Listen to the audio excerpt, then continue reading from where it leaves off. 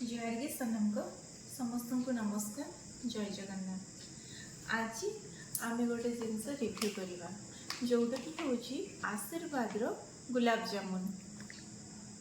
एथिपाई प्रथमे आमे से पाउडर टी को गोटे जगह ट्रांसफर करदेबा। तापरे सेथिरे अल्प पानी दे ताको भल भाबरे दळी देबा आउ ताको किछि समय आमे ढांकी रखिदबा। आउ सेही समय मध्यरे आमे प्रस्तुत करिबा ता पई सिरा। सेथिपाई मु नीची 500 ग्राम रो चीनी आउ 500 ml रो पानी ताको आमे भल भाबरे गोळेई देबा। आउ ता सहित आमे ऐड करि परिबा गुजराती रो गुंड।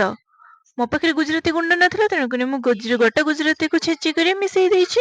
आउे देखिए मो डोटी पूरा भल भाव सफ्ट हो जाइए। आउ से डोटा को लेकिन बर्तमान आम छोट छोट बॉल तैयारी करवा जोटा कि आम गरम तेल रे छाणीबा। आउ छाणीला परे ताको आम डायरेक्टली डिप करवा हमर प्रस्तुत होइथिबा सिरा रे।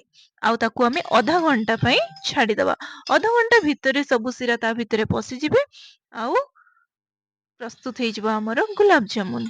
तापरे मु यांको देइथि टेस्ट करिया पई देखिए से कोन कहउचंती ताको खाई। मत तो बहुत भल लगे आप निश्चय ट्राए करेंगे आप फिडबैक आप कमेंट माध्यम जनइबे आमको। नेक्स्ट वीडियो आप कौन चाहते को फूड ने हेल्दी फूड कि एक्स्ट्रा मिक्स किसी दरकार दी आमको जनइबे। आमको लाइक शेयर सब्सक्राइब भूलें। Thank you.